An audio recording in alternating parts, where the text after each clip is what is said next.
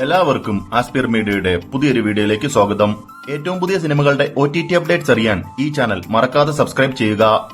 ആദ്യത്തെ അപ്ഡേറ്റ് ചാവ എന്ന ഹിന്ദി മൂവിയുടേതാണ്. വിക്കി Kaushal നായകനായെത്തിയ adventure drama മൂവിയാണ് ചാവ. ഇപ്പോൾ ഈയൊരു ചിത്രം നെറ്റ്ഫ്ലിക്സ് വഴി OTT റിലീസ് ചെയ്തിരിക്കുകയാണ്.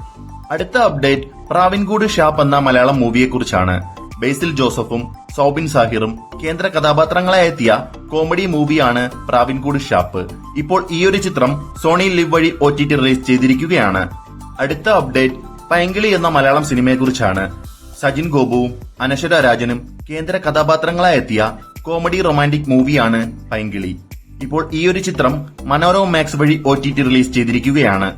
അടുത്ത അപ്ഡേറ്റ് ബാഡ് ബോയ്സ് എന്ന മലയാളം സിനിമയെക്കുറിച്ചാണ്. റഹ്മാൻ, ബിബിൻ ജോർജ്, സെന്തിൽ കൃഷ്ണ എന്നിവർ പ്രധാന റോളുകളിലെത്തിയ കോമഡി ത്രില്ലർ മൂവിയാണ് ബാഡ് ബോയ്സ്.